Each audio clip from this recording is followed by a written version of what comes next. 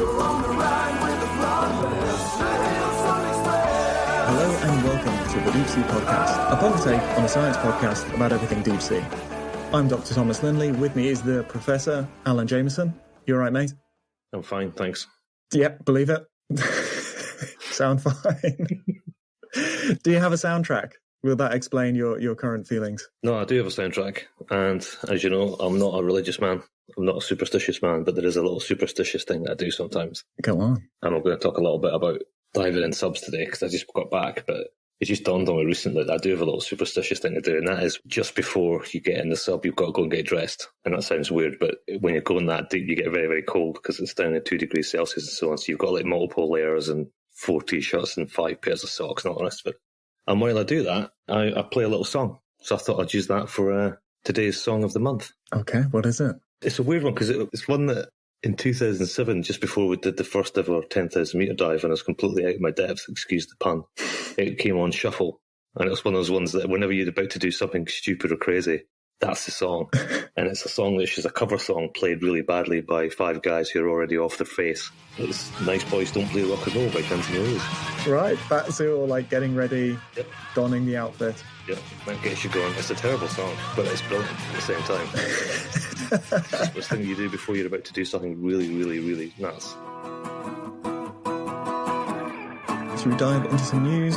Nice, so looking at the good and the bad and the ugly then. So the good is vulnerable deep-sea ecosystems get further protection from bottom fishing in EU waters, and that is protection of vulnerable marine ecosystems like seamounts and coral reefs and things like that. The bad is that deep-sea mining's looks like it's the tests at least have been given the green light to go ahead to do a trial in the Clarion-Clipperton zone in the Eastern Pacific. And the ugly is the UN ocean treaties failed again. Nobody seems to be able to agree on stuff. Politics, Tom. Politics. It's ugly. Good old fun politics. Yeah. Well, both the treaty and the bottom protection has been hovering for a long time. Was this the 5th time we've discussed the ocean treaty? Probably, yeah. Which would really change the shape of things. So even in the area, international waters, you'd still need to do a survey and do environmental monitoring if you were going to do anything, which at the moment it's pretty open out there. It's all policy. It's all places that to resolve these problems, you have to put on a shirt and tie. And they don't let us in. I think we're best just getting down deep and trying to go under the radar so we don't have to wear a suit. Is it time to talk about unidentified spiky blue goo? Go for it. I'm not sure what I'm going to say about that because I have no idea what it is either.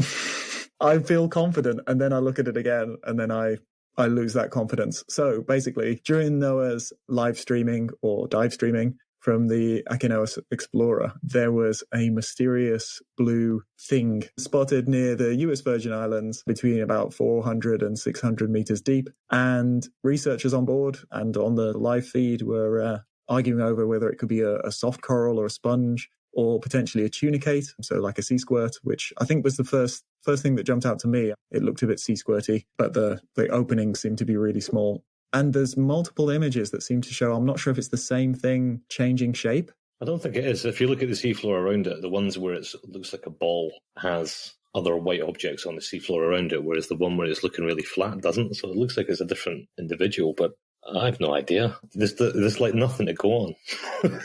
No. It's blue. Because you thought maybe a closed anemone, like the beadlet anemones that you get on the beach. But there's no opening, is there? And now that I see the flat one, no. It's a no from me. I don't know what that is. I assume it's some sort of spongy corally type of thing, because that's the 2 groups that spring to mind when you start seeing weird objects that have no form or any sort of regular symmetry to it. It's just bizarre. Very cool, though. So lots of chat on Twitter. I think they put it on their Instagram. Lots of people were talking about it there. It's nice to have a little bit of a mystery. It's nice that it's a beautiful and weird mystery. No one is pushing it too much as a horror show. It's a shame that the reporting is always like scientists baffled, boffins scratching their heads. But that's like the job. That's part of it. You're meant to figure these things out. But it's nice to see people engaging. Just saying, marine scientists don't know every single animal in the sea. Meanwhile, fisherman catches a monkfish and loses his mind. Yeah, he has a living nightmare. There was a shark caught that we were moaning about because it's a kitefin shark. It's perfectly lovely. Yet another deep sea monster, alien nightmare reporting angle for a perfectly common, abundant fish that a lot of people know about. But there was a cool one. The megamouth was filmed at the surface. That didn't appear, I don't know, I didn't dig too deep into that, but it didn't appear to be generating ridiculous headlines. And it was just sort of swimming, it was somewhere off San Diego, and it was swimming around just on the surface, and somebody filmed it from a boat, and we're like, oh. There it is. I guess they thought it was a basking shark or something like that when they got close to it. Like, no, that's definitely not a basking shark. That was kind of cool. They are so weird. It's not really deep sea. Did you see what happened in Tasmania 2 days ago? No.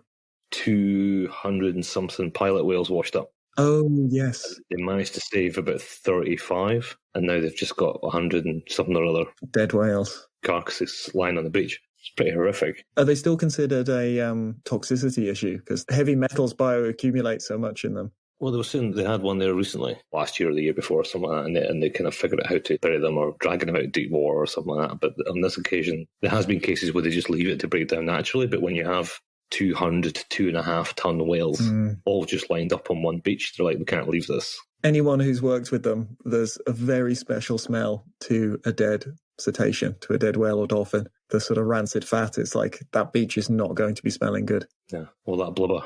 Well, I remember when in the northeast of Scotland where we used to work, there was a whale washed up very nearby our lab, and other scientists in our department were genuine whale scientists, and I think they were using the teeth to age the animal. And this particular guy, who shall remain nameless, perhaps should have worked on his PR or his public engagement skills, because there's heaps of people getting down to come and see the carcass, and he just walked up with a saw and started sawing his jawbone off.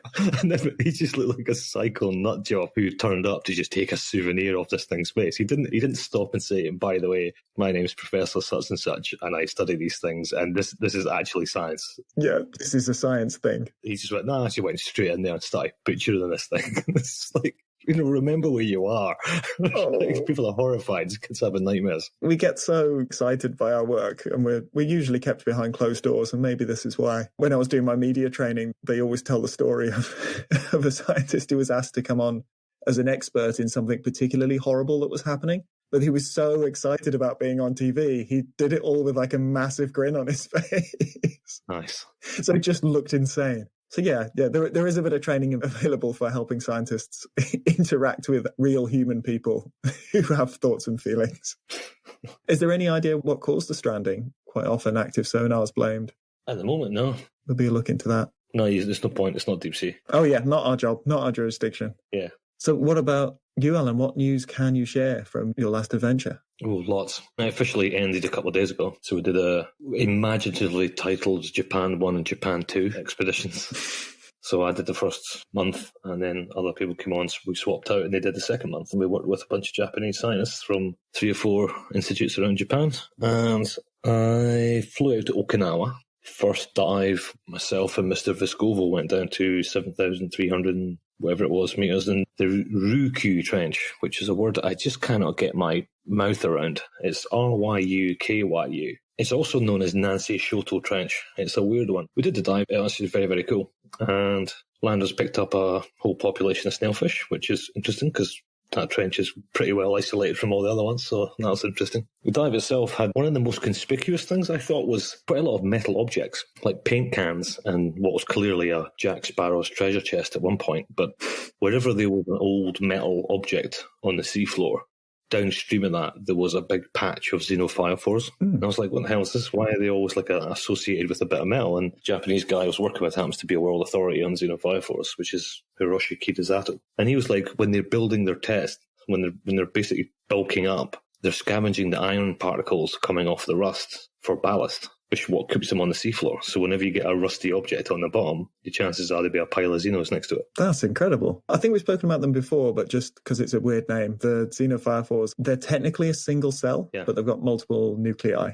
So it's one big giant cell. It's about the size of a cricket ball, about the size of a baseball, a crinkly sort of sediment shape to it. It looks a bit like an onion bhaji, but very, very cool. Just one giant single cell.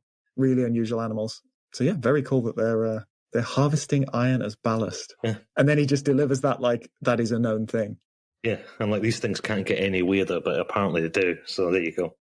Anyway, so that dive was cool. And we did I think it was 6 landers across the depth range of that one, and we mapped it and all the rest of it was great. Then we went 4 or 5 days steam across east to the Aizu-Ogasawara Trench. And first dive I did there was the deepest point in the southern end, and we put down a guy called Katsu, who's a geologist from Japan, and he's now the deepest diving Japanese guy of all time, if you didn't know that kind of thing. But he's studied that trench for like 20 years. Oh, nice that you got to do it. Yeah, he was stoked. He was totally all over that, and that was a really cool dive too. They had these giant, thick, stalked anemones on the bottom, which I've never seen before. That was kind of interesting. And we did a ton of landers there as well. Picked up a different type of, well, actually two snailfish. There is a population of snailfish in that trench, which, as we know, could be the Japanese snailfish that we know of, or it could be the Mariana snailfish we know of, because this trench joins the two together, and there's no corridor between it. So if it is one of the other two, why is it linked with one of them and not the other? Or is it a third species? It's probably a third one, I would have thought. But amongst all that, there was this big blue, wrinkly one, which I've never seen anything like that before. It looked like a normal snailfish, but it was blue, sad. It looked like it was 180 years old.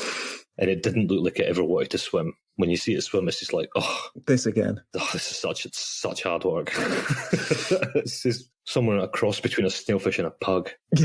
It's got that elderly feel to it, though. It's got that, like an old basset hound. A spoiler, by the end of the 2 months, we actually did 62 landers. And that blue thing is all the way up through Japan Trench as well. Oh, that is interesting. They're never any more than one at a time. Maybe occasionally two, but compared to the other one where you get maybe up to 20. So again, that was kind of cool. And then we went north to the Triple Junction. It's a place called the Boso Triple Junction, and it's where the Eurasian, Pacific, and Philippine plates all meet. So it's one of the few, I think it's one of only two places in the world where you've got three tectonic plates fighting for dominance. And as a result of that, you end up with a really gnarly feature. And it happens to be 9,200 metres or something at the bottom. So I thought, I'm having a crack at that. And the only information from there is a paper written in about 2009, I think it was, maybe even earlier, that there are crinoids, which are sea lilies, which come up in fossil records quite a lot. But there's supposed to be a crinoid meadow at the bottom of this. And they call it a meadow because it's supposed to be hundreds. Normally for crinoids, we normally see one or two if there's lots of hard substrate. Yeah, tops of rocks. But never hundreds or thousands. So I thought, I know what we'll do. We'll have a crack at that. Myself and a pilot called Chris May, we jumped in the sub and we went down and we were having a great old time. We're playing a game where we had Japanese boiled sweets and I had to suck on a boiled sweet but not bite it. And when I put it in my mouth, he had to then guess the depth at which it finally dissolved. There's not much else to do. Yeah, I mean, it's not the greatest sport of all time, but it's not that you're limited in your resources when you're sitting in a small metal ball. But yeah, so we got to about close to 9,000 metres, certainly when they're a few hundred metres at the bottom, and the sub started to make some funny noises. And there was a noise that we didn't like. So unfortunately, we aborted. We pushed the button, dropped the weights, came back up, and spent a couple of days scratching our chins trying to work out what that was. And it was a really interesting experience because I've been many an aborted dive, and this was by no means the most violent or weirdest one. It was one of those ones where you hear something and the part of your brain connected to your ears just goes on fire. Because you can't see outside the sub, right? So your vision's useless. You can't smell outside the sub. So it was weird. It's just that you've got such a heightened sense of hearing and you're listening to every little... Because the sub makes loads of noises because it compresses on the way down. So it does make snappy noises and cracking noises when the foam, the buoyancy starts to expand and contract and so on. But this was different. This was like, what was that? That didn't sound good. And so we bailed him. Not entirely sure where it was. But we think we knew what it was, and it was something relatively minor. But something relatively minor or a small air cavity that might have imploded doesn't sound like a big deal. But when you've got 900 bar behind it, it probably does make pretty big noise. So anyway, so we bailed over Japan Trench. We put Hiroshi down to the deepest point in the Japan Trench at 8,000 metres. He was pretty happy about that. The cool thing with the Japan Trench was benthic ctenophores. Ever come across a benthic ctenophore? I certainly haven't. No. They look like normal ctenophores. They've got the two big tendrils. They look like the ones that normally float around, but they're holding on the rocks, and they were everywhere, all over the Japan Trench. Not in the other two trenches, which is kind of cool. That was very interesting. Oh, wow. So then eventually after that, because we did the 8,000 metre dive because it was shallower than the depth in which we started hearing funny noises. So Chris and I decided to strap a pair on and get back on the horse. And we went back south again to the Triple Junction. We're doing it this time. We think we knew where it was.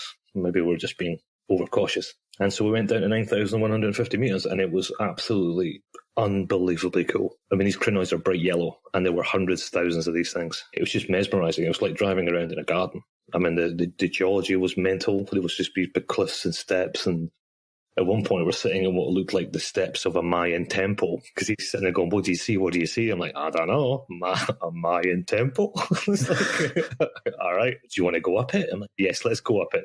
That'll keep the nutters on Twitter happy? Absolutely, yeah. It's not, I could show you a picture of it, but he's trying to describe the form. Yeah. So a Mayan temple would be like that sort of steepness, and it was piling up in sort of loosely described as steps, if you like. So you're trying to describe what the terrain in front of the sub looks like. And yeah, that was brilliant. And what was cool is I kind of forgot that the species that was named after me like 10 years ago, the Jameson eye, I found that in that trench. Oh, wow. I got to see it alive. One of them actually came up to the window and did a little dance right in front of the window and back down again. I was like, hey. So that was quite nice. That was a nice little sort of touch. Yeah, it's quite intimate. By the end of Japan 1, we'd mapped 62,000 kilometres of seafloor, 34 landers, and then I came off, I put my guys on, and they brought that up to 62 landers, and two of my people, Todd and Paige, both managed to get down to 7,000 metres or so, so they're now second and third deepest Aussies in the world. In the club? They were pretty much concentrating around the 2011 earthquake site. And it's just mental. Really? Utterly mental what that earthquake did to the seafloor. I mean, it's just cracks and canyons and gullies, and it's just an absolute mess. But it's amazing when you see how it's been repopulated. And you've got a fixed timescale. You know when those areas were recolonized. It's going to be really useful for deep sea colonization. Yeah, absolutely brilliant. Plus, the other snailfish story was the ethereal snailfish that we found years ago. Was it 2014 or something? The big floaty one. In Blue Planet 2, that one. That one, yes. Yeah, there are more of those. There's a beautiful one of that morph type in Japan. Got some really nice footage of that one. Yeah, so all in all, pretty amazing. I think in total we mapped somewhere between 70 and 80,000 square kilometres of seafloor. And I heard a rumour, I'm not sure, I need to validate this, but apparently by next year, when we talk about the percentage of the oceans that's been mapped by multibeam, the pressure drop alone will count for 1% of that. So you're approaching solo, the little factoid that used to always be spun out. Yeah. Just doing it that yourself.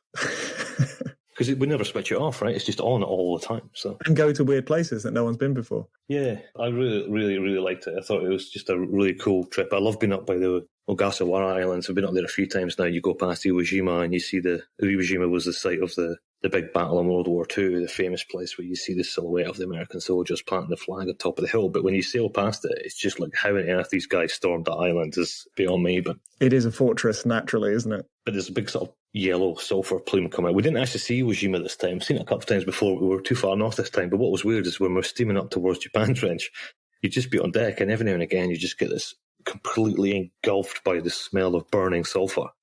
Now that's just an underwater volcano somewhere, which is just belching. So yeah, so the guys got back today, and then next week we'll have a wee sit down and take stock of exactly what, because it was so fast and furious that I got off the ship like almost a month ago and it feels like yesterday. It's been great. It was one of the most discovery-dense cruises I've been aware of, so it'll take a long time to unpack that. The things at the start are just as important, but they've just kind of been overlaid by everything else that went on, so it's almost, you've been saturated by wonder. You have to take a little moment. Yeah. And the reason you came back early, or at least part of it, was we had a little reunion for the Challenger conference in London. We did. I saw some podcast merch in the wild. Oh, we did, yeah. That's right, aye. Someone's buying it. You and I were sat in the Royal Geographical Society and you gave me a knock and said, look at that guy's notebook. Deep Sea podcast sticker on the notebook. He was a proper scientist too. That was a funny week, that. Yeah, it was. I think we all realised how rusty we'd gotten over lockdown. So there was the first reunion night where I was just so happy to see everyone. I was just oh, I've not seen you for years. And then we were all socially exhausted by night 3 and you just want to be on your own for a bit. It's weird. Yeah, I'm far more negative on that respect. I thought it was a great week for all sorts of reasons, but that's the last conference I've ever gone to. You've said that before. All the other stuff was cool. And the Queen died and some crazy Prime Minister popped up and it was a completely bizarre week. Yeah, a lot went on. We're all, of course, in mourning for our international listeners. They're distraught. You should be, because you're proper English. I am. Well, she laid me as part of the hive. That's how we work. I thought she was supposed to be a space lizard. Wasn't it David Icke that thought the Queen was part of this underground alien lizard race that were wearing prosthetics? Well, if you rake through the muck of conspiracy theories, which is where I'm often found, yes, there was quite a lot of interesting discussion there. Diana was coming back, just so you know. Diana was going to reveal herself 10 days later and reveal why she had to go into hiding and fake her own death and who was it who died in that car. Yeah. I suppose space lizards, no one ever said they were immortal, so maybe she is a lizard, but she's just old. She's an old lizard. Yeah. Yeah, but it's always fascinating when they set specific dates and then nothing happens on it. Apparently everyone who got the vaccine was meant to go mental on the 9th of September. Oh, really? Maybe that's why that week was so weird. Maybe it did happen. Yeah, maybe it is. But if I was a conspiracy theorist, I would never put a date on anything. That separates the skeptics from the true believers, because then you're left with like a fanatical base who, the multiple times you've been proven wrong just gets them digging in deeper.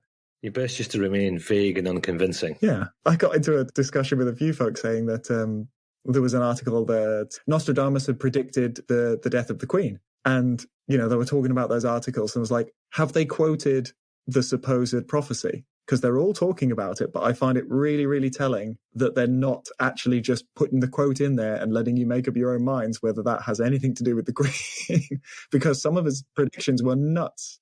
I actually read an article about that recently, and it's just most when people talk about Nostradamus, most of it's absolute rubbish. Yeah. And a lot of his stuff was like stream of consciousness, and the fire in the sky will be witnessed by the angry bird, and it's all just, this could be anything. Yeah. Good to dabble in that end of things, just to see what's going on, what's ruining people's lives right now.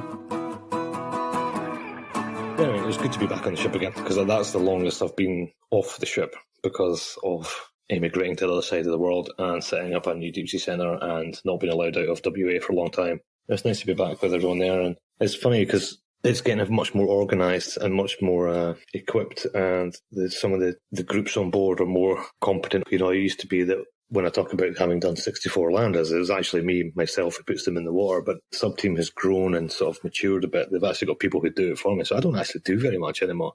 Just to sit there and pick the sites, keep a log of it all, and sort of trying to mastermind where to go. And I don't actually do any of the hands-on windswept nautical nonsense anymore, so I spent a lot of time just up on the bridge drinking coffee with the captain.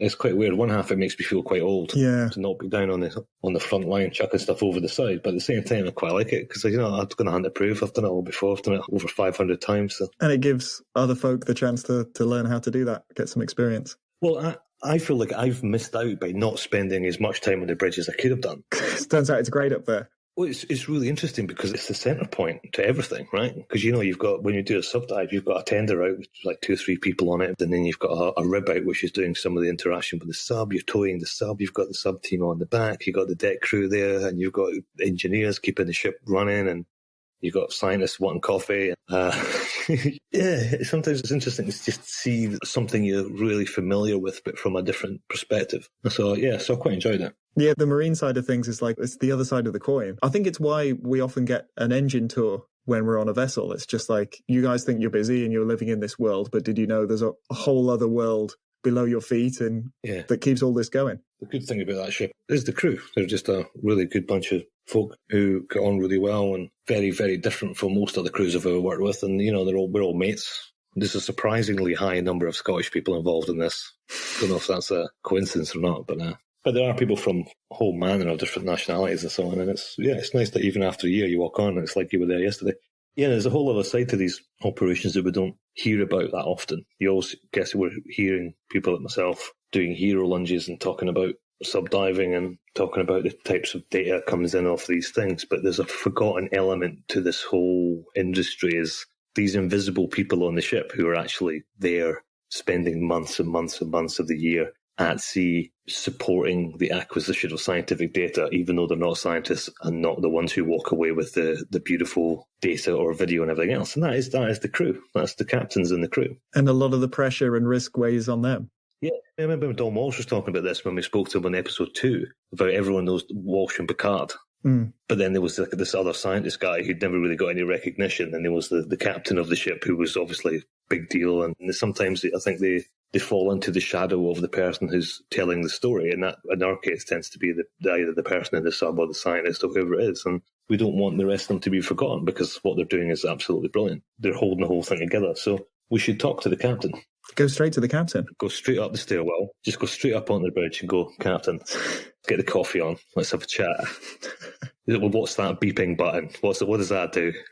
Yeah, let's get in the way. Let's ask loads of questions during a complicated manoeuvre and, make ourselves a coffee. People do, though. When you hang out on the bridge often enough, you realise how rude some people actually are when you've got 2 people in a submarine being towed behind the ship trying to get on the hook, and someone will say, "Oh yeah, coffee machine's broken." They're like, "Nah, not now." I'm spinning 7 plates. 3 of them have people in them whose lives are in my hands. Yeah.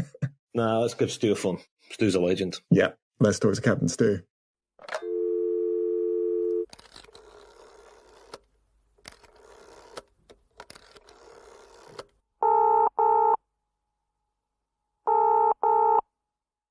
To get a captain's take on all things deep sea, there is only one man who can fill this month's slot on the podcast. He's a captain of many talents, a veteran of the oil and gas industry, currently known for being the man at the wheel of the DSSV Pressure Drop. He was also the captain of the Mermaid Sapphire on James Cameron's Mariana Trench dive. And more importantly, he's a good friend and supporter of the science department. And by my reckoning, in the last 4 years, and I've counted this afternoon, that we have now done 15 expeditions together and visited 17 different countries together. So if he's put on me with that long, you'll be good for at least another half hour. So it's my absolute pleasure to introduce to the Deep Sea Podcast, all the way from sunny Spain, Captain Stuart Buckle. Hey, Stu. Hey, thank you very much for having me on. That's all right. 17 countries, that's quite impressive. Yeah, some of them are overseas territories, but, 17 different places. Some have we been to many times since, but yeah, that's quite a lot. That's a lot of miles in 4 years. It is quite a few miles, yeah. So, right, first question. Let's go back to the start of your submersible captain's career, right? So you were in command of the Mermaid Sapphire for Mr. Cameron's dive, 2012. Yes. How do you get that gig? I mean, how do you become the first captain to deploy a full ocean depth sub for over 50 years? I would like to have some big dramatic story about how I was headhunted from afar, but in reality it was just sheer blind luck and good fortune.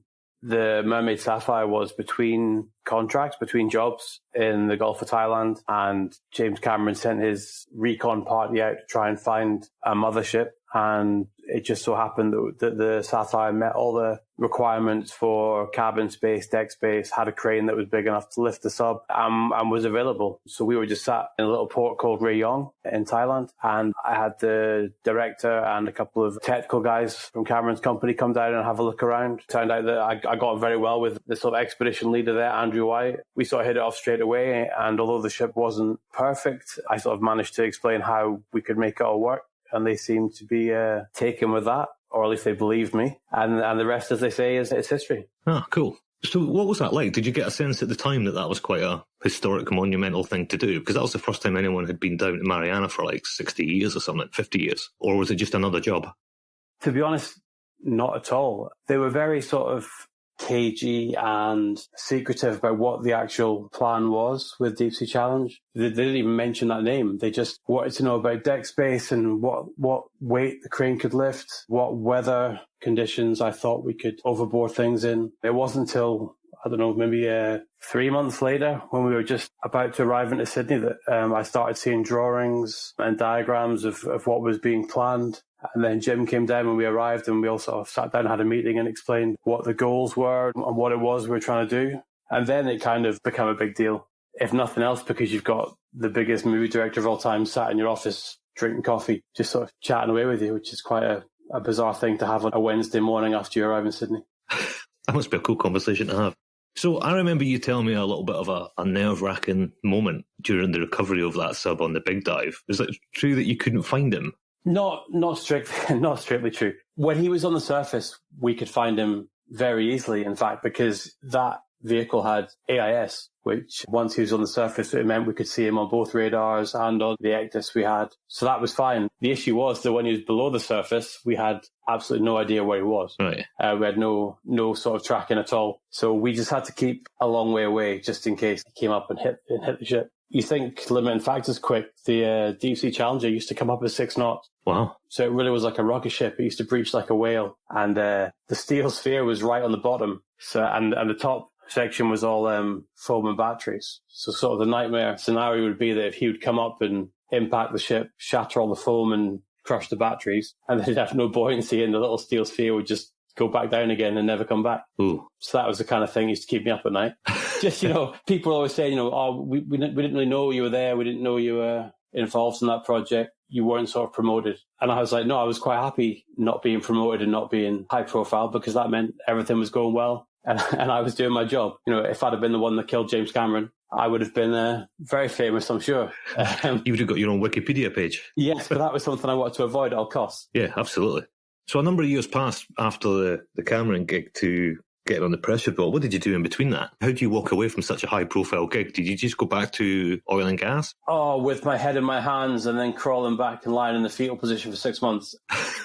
The thing was, the whole Deep Sea Challenge thing was sold to me very much like a 5 deeps situation in that the plan was to take this incredible vehicle, albeit for different reasons. It was to be for movie making and videography and that sort of thing. But the plan was to take it around all the deepest parts of the world's oceans on a sort of very long-term project. Yeah. So this was, incredibly exciting for me and all the team on board, and we were all sort of really keyed up for that. But then unfortunately, the sort of driving force behind that, Andrew White, and to a certain extent, Mike Jaguri, they both were unfortunately killed in a helicopter crash. And the drive from everyone else involved kind of sort of died with them. Oh, that's a shame. And that combined with the sub being not in a great condition when it came back from its last deep dive, meant that it was just decided to shelve the project. And then I sort of had to go back, unfortunately, back to the very sort of mundane existence to me of subsea construction and oil and gas, which was pretty soul destroying, to be honest, because I was sort of very bought into the concept of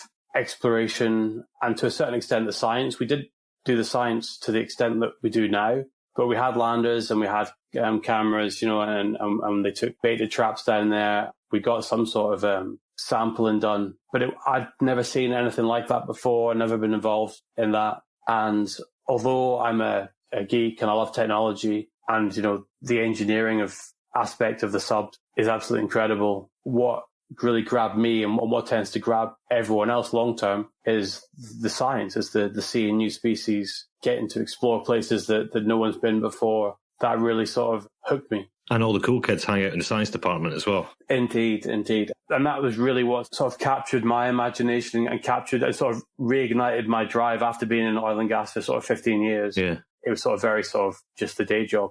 So it must have been cool getting that call about the pressure drop, saying all that stuff that you didn't get to do. Oh, it was incredible. I had to wait like 7.5 years. But yeah, I was living in Glasgow at the time. I was sat up. It was like Friday evening. I was just sat and watching TV or something, and the phone went, and it was Rob McCallum, and he was like, "I think I've got a job you're going to want to take." I think when someone like Rob McCallum says that, you just say yes. I didn't say what. I just said when. I said, "When do you need me?" Yeah. And he's like, next week. And I'm like, okay. So for the benefit of the listeners who don't know, when the pressure drop used to be the MacArthur II, it's a NOAA hydrographic vessel. Before that, it was the Indomitable, which is an old naval submarine hunter in the Cold War. So when Stu took command of it, it had been left sort of sitting in a yard somewhere for a while. So it was like a full sort of refit, repurpose, recrew. It was right from the bare bones up. So at the point that you took command of it, what were the biggest challenges in putting together this operation from the ship's captain perspective? The biggest challenge actually was being brought in too late. Rob only kind of went down and looked at the ship when he got a call from Victor saying, why is it late? Why is it over budget? And why are things not working? So he went down there, and even to use his words, in his layman's eye view of the project, he saw that it wasn't how it should be. I think he spoke to a couple of the initial crew they had there doing the refit, and he wasn't very impressed. So then he called me over, and I sort of went in undercover, all dressed up in EOS baseball cap, EOS jackets, Nice. Introduced as their deep sea expert. But basically I was just scoping out the ship and the crew and seeing what the general situation was. It was a combination of having guys that weren't used to dealing with sort of older, more agricultural equipment, and other people just not having experience directly of doing ship refits. So they might have spent a lot of time on a ship, but they don't actually know ships. It's like I've spent a lot of time on airliners, but if someone said to me, I want to buy a 747, I wouldn't go and inspect it. I'd get a pilot to go and inspect it, or an avionics engineer. I wouldn't just go and sit there and go, oh yeah, seat 14C reclines, that looks fine. I'll go in the cockpit. Oh, it's got an artificial horizon. That looks great. 4 engines check. So they just didn't maybe know the scope of what was required. Yeah. And because I was brought in later, a lot of decisions had already been made that were probably the wrong decisions, but it was too late to undo them. So it was very much a case of do the best with what you've got. And the only way that I could do that was to bring in the best people I knew. So the only sort of requirement I had with Victor was that if he wanted me to do it and for me to be successful, I had to be able to handpick the team to come and work with me. So I went through all my previous ships and picked the who's who of who I wanted to be on the pressure drop to get it working and to deal with the issues that we had. And a lot of that was down to attitude. It wasn't necessarily qualification, although they all had the qualifications, but it wasn't like, the best person in the field. It was the guy who was the one to roll his sleeves up and charge at the problem head first was the type of guys I wanted, Yeah. especially when we're down in the Southern Ocean and stuff. You can't just pick up the phone and ask for a service engineer. You need someone to say, right, well, this is the situation and we're going to have to deal with it now. It's funny because my next question was along those lines, because, I've heard it said many a time when people talk about Captain Buckle, your biggest strength is to some degree people management, right? So part one of my next question was like, what I think makes Pressure Drop quite unique is actually the crew. And there's a lot of mutual respect for one another between the individuals and departments. And at the end of the day, everyone sits down as mates and then almost all equal. And I find that rather unique. And I was wondering if what's your selection criteria for bringing on new crew or at least retaining the good guys you've got? Is it all sort of just filtering through lots of people and just keeping the good ones? Or do you see something in a particular officer or deckie or whatever and you think, no, this guy's going to work, so you're in? That's a really good question. The majority of the guys and girls that came with me initially, I'd worked with before. So they were sort of proven assets, if you like, for me. With regards to new people coming through, I always tend to either go with someone that I know personally or someone else who works with me who I already trust, has worked with before and says they're good. It's very difficult for someone to recommend someone to come and work on board with them and with me, because if they're not what they say they are, then it's found out very quickly and everyone looks bad. Yeah. So what that tends to do is filter it out, and you tend to get people only recommending people that are actually, top of the game and people who will fit in. Yeah. And it's funny you say about the atmosphere on board. I do have a sort of very informal management structure in the fact that all the guys that work for me know I'm the captain. I know I'm the captain. So I don't need to shout at them. They don't need to, bow down to me. If I ask them to do something, they'll do it because I'm the captain. And I also expect them, if I ask them to do something silly or they think it's dangerous, then they'll question me and say why. But also, I also give them a lot of leeway and responsibility just to get on and run their own departments, run their own position. Yeah. It's that famous saying, right? Always hire people smarter than you. Yeah. And it's true. I tend to think of myself more of like a manager, to like a football manager, like, Sir Alex Ferguson or something in Man United. I just try and get best selection of players I can and put them in the best positions I think they're good at. And then hopefully they all work together and we end up winning the Champions League. But it is quite unique that, because I've worked on, I don't know, about 20 or 30 different ships, and more often than not, there's big fractions within the ship's crew. The officers sit at one table, deck crew sit on another table, they don't talk to each other, the galley staff hate everybody, and it can be quite a weird, microcosm of society. And it often doesn't function because of that. And what I really love about Pressure Drop is that just doesn't exist. As you say, there's enough respect there for everyone to know where their place is. But at the end of the day, you're all the same team. Sure. Genuinely really like that. But part two of that question, which is something that I was thinking about a couple of weeks ago when I was on the bridge with you, just drinking science coffees in the afternoon, is one part of your job that I find really fascinating is that being in command of an isolated group of 45 people, often from quite different backgrounds and spanning many, many countries. A big part of your job is a bit like a soap opera, right? So, there's the mentoring and the pastoral care, gossip control, conflicts, medical issues. Do you get taught that when you go for your master's ticket? Do they teach you the people management of running a ship?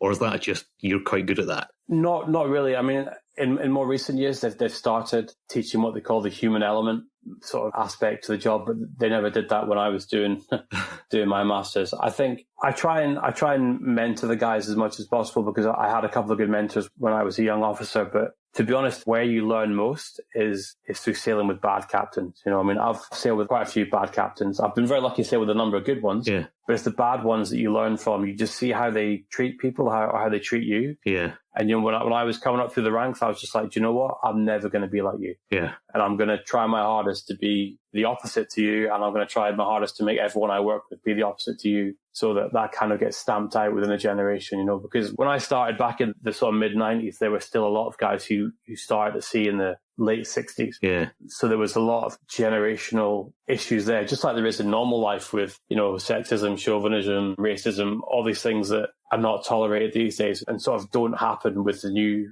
younger generations. But it was a real issue with the old boys, if it was, so I've made a conscious effort throughout my career to try and change the direction of things for the better, hopefully. It's an interesting concept that there are some people out there which are truly inspiring.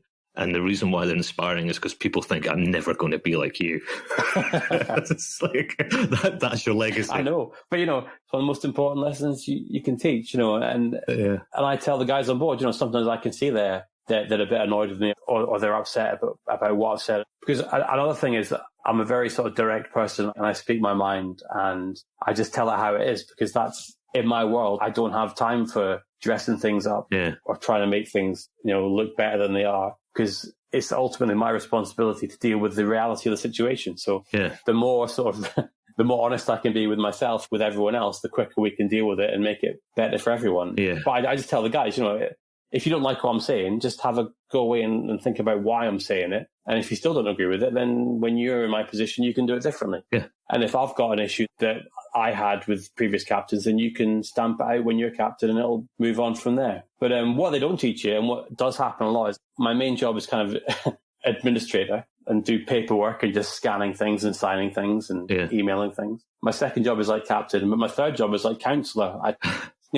Quite often I'll have people come in my office and just sit down and sort of tell me their problems. And I'm very happy that I can provide that service, but it's certainly not something I get paid to do or I've been trained to do. I was terrible at that. So in my job in Aberdeen, they made all the lecturers pastoral carers or something like that. And we had to look after half a dozen undergraduates. And quite often they'd come into the office and they'd be like spilling their guts about something horrific that's happened to them. And I'm sitting there going, yes, okay, I'm a shoulder to cry on here, I'm someone to listen. And inside I'm thinking, I have no idea how to deal with this. This is horrific. I'm not the right person to be talking to. I'm happy that they're comfortable to come and speak to me, and it's much better that than I don't know. If I didn't know, then I can't. Yeah. The biggest problems that you have on board is the ones you don't know about, because if you don't know about things, you can't fix them. Yeah. Which is something I try and drum into them, especially the Filipinos or the Asians who have a very sort of introvert culture, who don't like speaking to authority figures or even speaking to anyone else about private matters. So I've tried to sort of foster that within them, so they will come and see me if they've got a problem before it, reverts to stabbings or something. So going back to the subs, right? So on this podcast, we've talked a few times about the differences between, for example, being in the sub or doing it remotely, or seeing a fish alive on a video, or seeing it dead in a tank and all the rest. The difference between being there or not being there, right? So from your perspective, during sub dives, you're obviously the man orchestrating it. And I think orchestrating is the right word, having seen you do this so often. You're trying to orchestrate all these different departments at the same time and everything else. And or more like spinning plates. Spinning plates sort of / orchestra, but somewhere in between that. Sounds better looking than spinning plates, yeah. It's definitely something that is mesmerising to watch. But for you, I know you've done a lot of oil and gas stuff and big infrastructure stuff, and you've lifted stuff that's like hundreds of tons off of ships and all the rest of it. Is there a difference between an operation where you know there's somebody in that vehicle or in that package than if there's not? Or is it just a case of every operation is the same, you're just there to pick an item out of the sea and put it on the deck? Huge difference, especially if it's someone you know. and even more so if it's someone you like. Well, I was going to ask, because you quite often pick me out of the sea, so, Yeah. Good answer. I am quite fond of you, Professor, so yeah, I always make a point not to damage you or run the sub over. Good. No, but I think I was exposed to that because I used to work on the dive support vessels, the deep sea saturation divers, where they live under pressure in chambers on board, and that's very much a high pressure environment when you're sat on the controls and you've got two guys working down at 200 meters, fixing things on the seafloor, and if you make a mistake, then you're looking at killing 2 or maybe 3 guys. Yeah. So I think I started doing that when I was very young, sort of 20 years old, and second officer. I was on the controls for 6 hours a day for that. Wow. So I think that kind of conditions you for dealing with the stress of it all, but also understanding that every action you do has a consequence, which could be a massive consequence for someone else. So yes, it makes a huge difference. And when I went from the dive support vessels to sort of deep water ROVs, then you're sort of much more relaxed. It's a much more stress-free environment, because the worst thing that can happen is you damage a robot. I mean, yes, it's got some financial value, but no one's got to phone Johnny's mum and let him know that he's not coming home because of something you did. So yeah, it's a big deal. At the same time, I tend to spin it around that I'm helping my friends like you or my boss like Victor achieve their goal. So it's very much a positive thing that I'm there putting you in the water and getting you back and making sure everything in between those 2 points works well, is that I'm contributing to what you guys want to achieve. So that's how I tend to look at it. Which has been a lot. So I added it up today as well. So go back to the whole deep sea bit. Over 4 years, I think we've done 280 landed deployments, probably close to 6 million square kilometres of seafloor mapped, over 120 subdives. visited every ocean. And with that in mind, what are the highlights for you? Just before I answer that, it's funny that you say that. People always ask you, right, is it worth you going down there? What's the point of having a manned submersible? Yep. And you always come back saying, well, it's good that humans can put their eye on it and, divert course if you need to, rather than looking at it through a camera remotely. The funny thing is, lots of people ask me the same question. And for me, every dive site looks identical. It's just the open ocean. True. I mean, yes, the watercolor can be different, but generally speaking, I'm floating around on the ocean with a couple of support craft, buzzing around, and a sub on the seafloor, and that's it. People ask me that question all the time, and I'm not really sure why. Thinking along those lines, I think back to there's some scientific highlights which I won't bore you with, but in terms of the actual expedition type of stuff, I mean, it wasn't that. When was it? 2019. We're off in Antarctica, and we came across an iceberg that was 28 miles long. Yeah. I mean, that for me stands out in all of that as being something truly exceptional moment of you parking the ship alongside a 28-mile long iceberg, and we're just sort of looking going, huh. Yeah. I mean, that's all bucket list stuff, right, as well? Yeah. Which is incredible, really. I mean, from a sailor's perspective, they used to get all the old tattoos, the sailors, for, you get different ones for crossing the Atlantic or crossing the equator.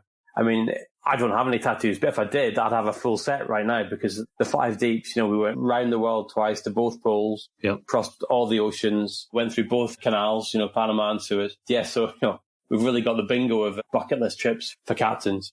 Bagged them all. And seeing huge tabular icebergs down south, and then nudging the bow into the ice pack up north, literally at the edge of the North Pole. Yeah, I consider myself very lucky to have been able to do that over the last few years. Well, I think one of the frustrating things about being a captain on a sub-support vessel is that obviously you are critical to the entire operation, and therefore by default you've never had the opportunity to dive in the sub, which I think everybody wants to happen. So we're going to try and rectify that at some point in the next couple of years. But if you were to get a dive, where would you go? Well, that's a very good question. I don't know. I'd probably seek scientific advice. I guess is that me copping out? I need to go look at my list of good scientists to see if I can find someone you can talk to. I'm not bothered really about doing, massive deep dives on big planes. You guys have done that to death. I know exactly what you mean, because we've done so many deepest points, and quite often they're not particularly interesting other than the sort of being able to say you did the deepest point. I mean, I get there is scientific value in doing your transects and grabbing a video and you get your lambda sets and stuff. If I'm only going to do a couple of dives, I'd really like there to be something interesting to look at out the window. So yeah, somewhere where there's geologically interesting feature, or lots of life, or something interesting like a hydrothermal vent, or even a wreck, Yeah. I know we talked before about when we did Samar first time, it was weird that, some of the wrecks had lots of marine life on them and some had very little. So that would be an interesting thing. Also,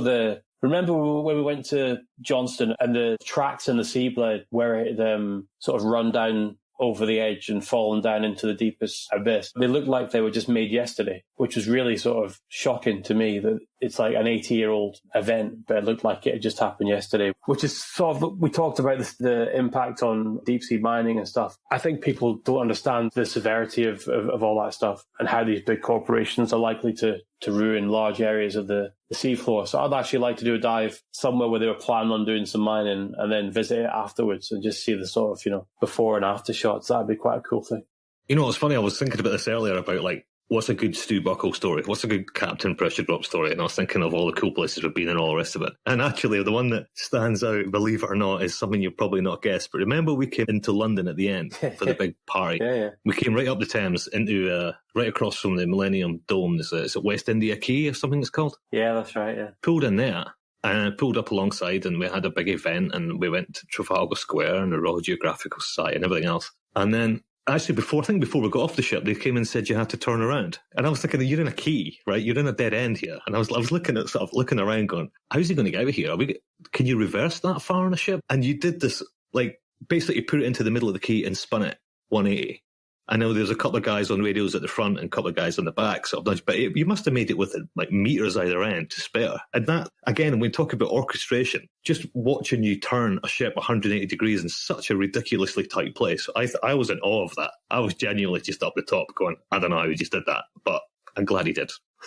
Do you know what? It wasn't easy, especially with some Americans on the bridge ring right beside me, screaming and hooting and hollering, and then some other Americans on the quayside shouting, woo, go pressure drop, yeah, woo, and then I think Don Walsh was there watching, which is a fair bit of pressure, and my dad was there, and he's an ex-captain. He was there watching. That's right, so he was, yeah. There was a huge amount of people on board, so it was quite a tricky maneuver on the best of times. But to have like a massive live studio audience all watching, kind of leaning over my shoulder, and usually you'd have a pilot to help you do that sort of thing, right? And but no, you're on your own, pal. That's what they said. I'm like, okay. You're on your own, pal. Turn it around. But luckily there was enough of a small off channel going off the main channel that I could just put the bow in there enough to get the stern 2 meters clear so I could spin it around. For any other captains out there, the most impressive thing is that we've got the pressure drops pretty terrible at manoeuvring, especially in dock. She's got no stern thrusters. The rudders are tied together. Yeah. Very small propellers, all this sort of stuff. So compared to the big fancy Norwegian boats I'm used to working on, where you've got an armchair with like 15 levers for thrusters in the arms, you can just literally spin it around, no bother. Yeah, that was definitely the trickiest parking of the whole of my career, actually. I wish someone had filmed that time-lapse or something, because it was actually really cool. Yeah. Actually, the other tight parking spot, Dom was also there to watch me. He was leaving Woolloomooloo Navy Base in Sydney. They let us tie up in there to load the Deep Sea Challenger and get all that loaded out. Yeah. But while we were parked in there, they kind of boxed us in with warships. Nice. And I said, okay, you can leave now. I'm like, are you going to move all the warships? They're like, no. No, warships don't do that. So, of course, again, I had Don Walsh looking over my shoulder while I'm manoeuvring around all these warships. Yeah. I can't park a car if a stranger is looking at me. I couldn't do that. It's very much like that feeling, when you stop to reverse parallel park and then like someone walking on the street stops to watch you. It's a bit like that. Yeah. Oh, it sounds like a stress dream. I know, it's crazy, right? And then Don Walsh is like, he's driven more types of ships and subs than I've had hot dinners, so it's interesting. We've had a good few stories out of Don, haven't we? Yeah. I mean, his submarine war games and being felt up under the table on cruise liners. And then everything in between. That's just usually a Tuesday afternoon for Don, yeah, exactly. That was just yesterday. We've yet to find a topic that Don isn't like, oh, of course, I was there in the early days and advised them. Yeah, no, he was, absolutely. He's just been involved in everything. And like, as amazing as his dive was, it's almost a disservice to how amazing Don is that that's what people know. Yes, no doubt there'll be way more interesting stories out front and centre. He's the first to admit that, though. No, he is. He's very sort of modest about it, and he'll sit down and say, I just sat there and went down and then came back up, and that was pretty much it. Yeah. But he was great on camera's job because he was there the whole time. So he used to knock on my door, and it was just like the pressure drop. We had the curtains across the cabin doors, so it was like the signal that if the curtain's closed, I'm awake. You can come say hello. If the door's shut, I'm sleeping. So the curtain used to be across, and there'd be like a knock on the wall, and then this arm would come through with like 2 wine glasses. He'd be like, I don't know about you, Captain, but I'm dying of thirst. And then I'd have to go and find a bottle of red wine from somewhere, and then we'd sit there and just drink red wine, and he'd tell me all these stories. It was really good times. That's a good bit of bonding. So speaking of Don Walsh, I think I should say at this point, thanks very much, Stu, for coming on the Deep Sea Podcast, and given you're a good friend of Don Walsh, I think you should introduce Don Walsh here. Okay, allow me to introduce a very good friend and a hero of mine, Don Walsh. Hello, this is Don Walsh, explorer and oceanographer. However, today I'm going to put on my retired U.S. Navy captain's hat and talk to you about the fine art of ship handling. I define it as simply skillful seamanship in situations where you're close into a dock, other ships, where there's the possibility of hitting something and either damage your ship or other property or even another vessel. The key is practice and lots of it. And that's why most captains will take the time to train their deck officers in close maneuvering situations, of course, under very close supervision. In order to make your ship do what you want it to do, you also have to take aboard other factors such as the environment around the ship. That would be the wind, the tides, and visibility. That takes a fine seaman's eye. And also in consideration or keep in mind the possibility of equipment failures such as losing your steering or losing your propulsion power. The key is to simply stay ahead of the ship and anticipate all the what-ifs in case of something not going according to routine. I had good mentors in my early days of seagoing and started out in a World War II designed cargo ship, which was built in 1945. It was slow, it was underpowered, and maneuvering it in close-in situations was quite a challenge. Next, I spent 14 years in submarines before getting my first command in the late 1960s. While my primary job was to carry out the missions that the Navy assigned to us, another major part of my job was to train the young submariners who eventually become ship captains on their own. At the time, I was a cigar smoker because on board the diesel submarines of that time, that era, there was always a lingering odor of diesel oil, other bodies, and cooking. So these were kind of like incense sticks to mask these other odors. And so when I was training my officers to handle a ship handling, if you will, I used to gauge their skills in the terms of cigars used up during their landing attempts. A one cigar landing meant that young officer was doing a pretty good job. If it got up to 3 or 4, or if I bit 1 and 2, then that's somebody that needed a lot of remedial training. And by the way, I was not smoking those cigars. I was just clamping down on them like biting the bullet, so I didn't say anything until I thought the officer was getting into some trouble and I had to haul him back from the precipice. Some of my contemporary submarine captains like to kind of showboat, that is, make very flashy landings, what we would call a one-bell landing.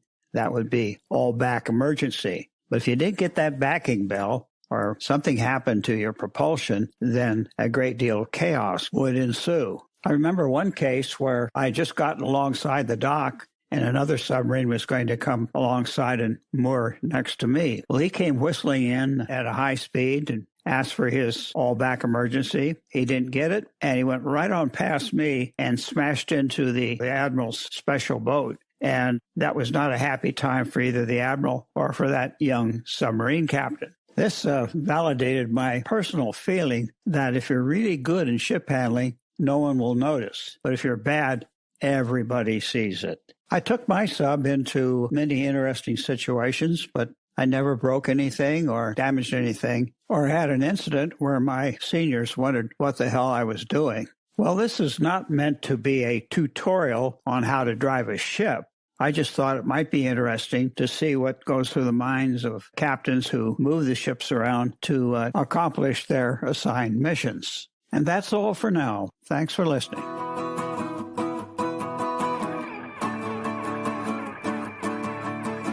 I quite liked his captaining style, which is certainly not, I think it might be the way people are going, but it's certainly not what you tend to find on vessels. He's a very people management, people-orientated captain. When I think about captains of science vessels, I normally think of someone much older, much rounder, probably a bit more weather-beaten, and isn't actually interested in what you're doing. And I've been on many ships where you rarely ever even see the captain. And I hate to say it, but the British ships are probably the worst for this in my career anyway. It's very hierarchical. You know, the captain's almost untouchable, and then the officers think they're maverick. And people sit at lunch like in their order of seniority, really. They don't look they gel at all in any way. They're like different populations on the ship. It's bizarre. And they don't necessarily look like they like each other. There are good crews, and their crews don't really work, but Stu's does have an amazing ability to pull together the right people. And as I say, at the end of every day, it doesn't matter what's happened on the day, they all sit down together. Yeah. It is quite unique, and you know there are some incredible stories of captains, particularly Stu, and how you have to almost be a hostage negotiator sometimes. You know, when things really go for it, and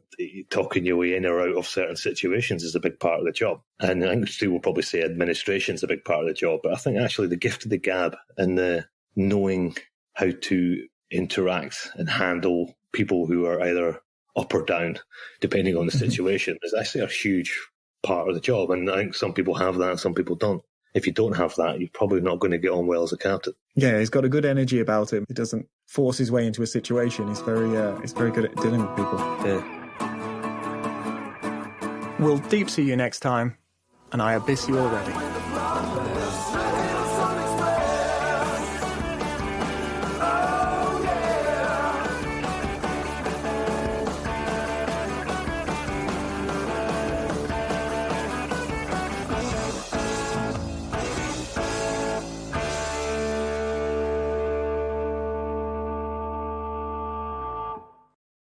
The Deep Sea Podcast is supported by our company, Amatus Oceanic.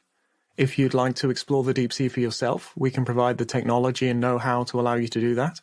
Or if you'd like to bring the deep sea to your audience through storytelling, fact-checking, or presentations, we can help with that as well. We want the deep sea to be accessible to everyone. Well, who would have thought? I'm quite popular on Twitter now. I got over 1,000 likes for that snailfish picture. That's good going. Yeah. I sent a text message to my entire research group saying I would sooner take validation off the ghost of a sad horse that lives in an antique mirror than go on Twitter. And then the horse appeared, and now we're on Twitter. Then the sad horse appeared in the antique mirror, and I said, "Am I doing all right?" And sad horse says, "Yeah." And I was like, "Okay, let's have a go at Twitter."